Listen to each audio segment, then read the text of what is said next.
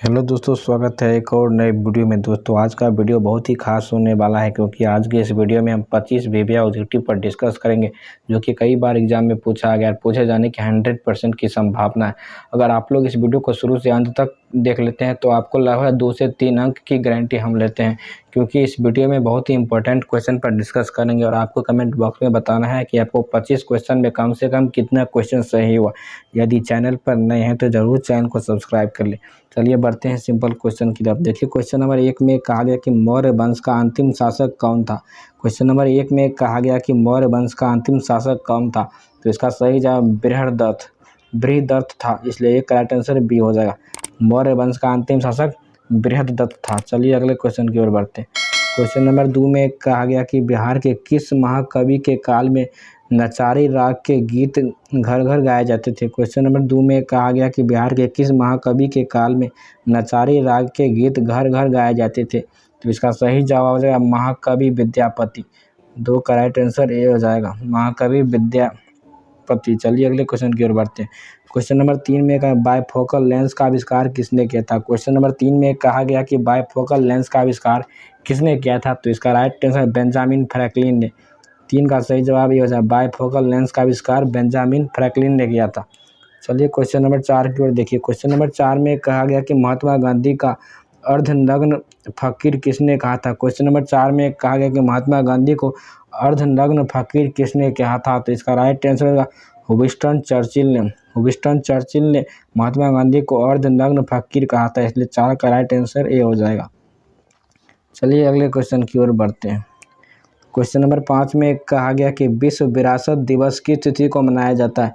बहुत ही important question है, इसको स्टार मार्क कर लीजिए। विश्व विरासत दिवस किस तिथि को मनाया जाता है, तो इसका राइट आंसर है 18 अप्रैल का। 5 का राइट आंसर डी होगा, विश्व विरासत दिवस 18 अप्रैल को मनाया जाता है। चलिए अगले क्वेश्चन की ओर बढ़ते हैं। क्वेश्चन नंबर 6 में भरतपुर नेशनल पार्क का नया नाम क्या है। क्वेश्चन नंबर 6 में कहा गया कि भरतपुर नेशनल पार्क का नया नाम क्या है, तो इसका राइट आंसर केवलादेव घाना राष्ट्रीय पार्क। 6 का राइट आंसर डी हो जाएगा।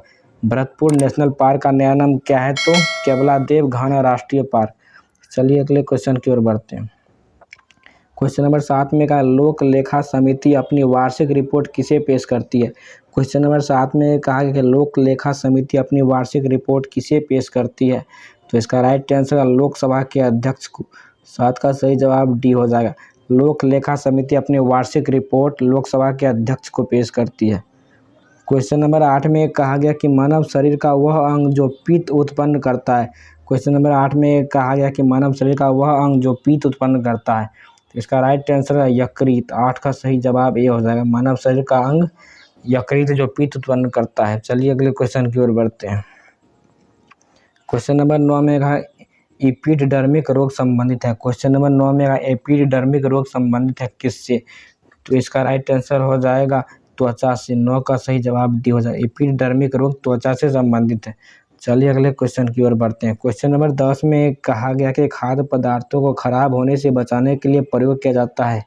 क्वेश्चन नंबर 10 में कहा गया कि खाद्य पदार्थों को खराब होने से बचाने के लिए प्रयोग किया जाता है, तो इसका राइट आंसर बेंजोइक अम्ल। 10 का सही जवाब बी हो जाएगा, खाद्य पदार्थों को खराब होने से बचाने के लिए बेंजोइक अम्ल का प्रयोग किया जाता है।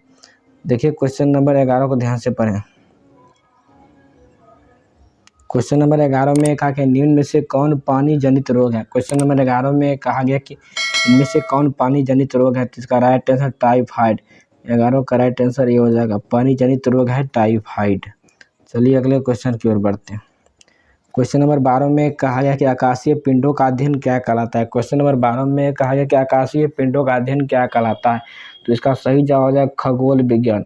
12 का सही जवाब सी हो जाएगा, आकाशीय पिंडों का अध्ययन खगोल विज्ञान कहलाता है। क्वेश्चन नंबर 13 में कहा गया कि चलते समय प्रकाश का एक माध्यम से दूसरे माध्यम की ओर मुड़ना कहलाता है।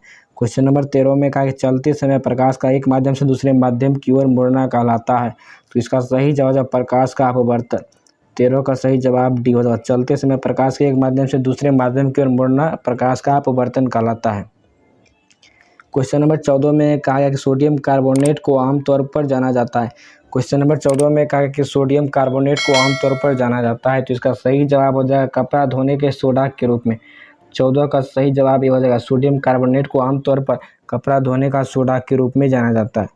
क्वेश्चन नंबर 15 में कहा कि विश्व वन्य दिवस कब मनाया जाता है। देखिए बहुत ही इंपॉर्टेंट क्वेश्चन, विश्व वन्य दिवस कब मनाया जाता है। तो इसका राइट आंसर है 21 मार्च को। 15 का सही जवाब डी हो जाएगा। विश्व वन्य दिवस 21 मार्च को मनाया जाता है। चलिए अगले क्वेश्चन की ओर बढ़ते हैं। क्वेश्चन नंबर 16 में प्रकाशिक तंतु किस सिद्धांत पर कार्य करता है। क्वेश्चन नंबर 16 में प्रकाशिक तंतु किस सिद्धांत पर कार्य करता है। तो इसका राइट आंसर है पूर्ण आंतरिक परावर्तन पर। जो आप टेक्स्ट में पढ़ते हैं कि प्रकाशिक तंतु किस सिद्धांत पर कार्य करती है, तो पूर्ण आंतरिक परावर्तन पर, इसलिए 16 का सही जवाब सी हो जाएगा। क्वेश्चन नंबर 17 में कहा गया कि भारतीय संसदीय शासन प्रणाली कहाँ से लिया गया है। क्वेश्चन नंबर 17 में कहा गया कि भारतीय संसदीय प्रणाली कहाँ से लिया गया है। तो इसका सही जवाब हो जाएगा, जल्दी से बताइए। इसका सही जवाब ब्रिटेन से। 17 का सही जवाब बी हो जाएगा। भारतीय संसदीय प्रणाली ब्रिटेन से लिया गया है। चलिए अगले क्वेश्चन की ओर बढ़ते हैं। क्वेश्चन नंबर 18 में कहा गया संघीय न्यायपालिका का उल्लेख किस भाग में है। क्वेश्चन नंबर 18 में कहा गया कि संघीय न्यायपालिका का उल्लेख किस भाग में है। तो इसका सही जवाब हो जाएगा भाग 5 में। 18 का सही जवाब सी हो जाएगा। भाग 5 में संघीय न्यायपालिका का उल्लेख है। क्वेश्चन नंबर 19 में कहा कि इनमें से कौन सबसे ज़्यादा दिनों तक उपराष्ट्रपति के पद पर बने रहे। क्वेश्चन नंबर 19 में कहा इनमें से कौन सबसे ज़्यादा दिनों तक उपराष्ट्रपति के पद पर बने रहे। Doctor AS. राधाकृष्णन। 19 का राइट आंसर बी हो जाएगा, doctor AS. Radhakrishnan. Question number 20 में कहा गया कि पाकिस्तान के लिए पृथक संविधान सभा का गठन कब हुआ था। क्वेश्चन नंबर 20 में कहा गया कि पाकिस्तान के लिए पृथक संविधान सभा का गठन कब हुआ था। तो इसका राइट आंसर हो जाएगा 26 जुलाई 1947 को पाकिस्तान का के लिए पृथक संविधान सभा का गठन कब हुआ था। तो 26 जुलाई 1947 को, इसलिए 20 का राइट आंसर बी हो जाएगा। चलिए अगले क्वेश्चन की ओर बढ़ते हैं। क्वेश्चन नंबर 21 में कहा गया कि गोवा को पूर्ण राज्य किस संविधान संशोधन के अंतर्गत बनाया गया। क्वेश्चन नंबर 21 में कहा गया कि गोवा को पूर्ण राज्य किस संविधान संशोधन के अंतर्गत बनाया गया है। तो इसका सही जवाब 56वां संविधान संशोधन के अंतर्गत गोवा को पूर्ण राज्य बनाया गया था, इसलिए 21 का सही जवाब हमारा डी हो जाएगा। चलिए क्वेश्चन नंबर 22 को पढ़ें। क्वेश्चन नंबर 22 में कहा गया कि इलाहाबाद उच्च न्यायालय की स्थापना कब हुई थी। क्वेश्चन नंबर 22 में कहा गया कि इलाहाबाद उच्च न्यायालय की स्थापना कब हुई थी। तो इसका सही जवाब हो जाएगा 1866 ईस्वी में। 22 का सही जवाब ये हो जाएगा, इलाहाबाद उच्च न्यायालय की स्थापना 1866 ईस्वी में हुआ था।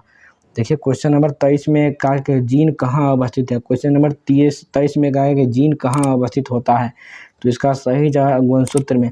जीन होता है गुणसूत्र में अवस्थित, इसलिए 23 का हमारा सही जवाब ए हो जाएगा। जीन अवस्थित होता है गुणसूत्र में।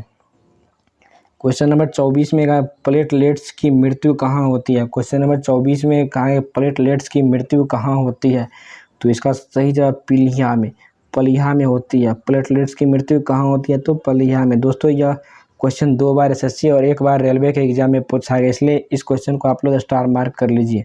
प्लेटलेट्स की मृत्यु कहाँ होती है, तो पलीहा में। चलिए आज के वीडियो के सबसे इंपॉर्टेंट और लास्ट क्वेश्चन की ओर बढ़ते हैं।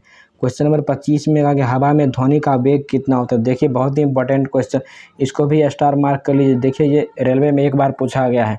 क्वेश्चन नंबर 25 में कहा गया कि हवा में ध्वनि का वेग कितना होता है।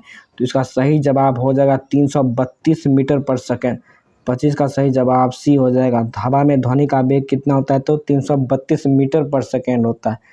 दोस्तों इस वीडियो में हमने 25 वीवीआई ऑब्जेक्टिव पर डिस्कस किए थे। यदि वीडियो पसंद आता है तो वीडियो को लाइक कीजिए, शेयर कीजिए, सब्सक्राइब कीजिए और आपको कमेंट बॉक्स में बताना है कि आपको 25 क्वेश्चन में से कम कितना क्वेश्चन सही हुआ। मिलते हैं नेक्स्ट वीडियो में, तब तक के लिए जय हिंद जय भारत।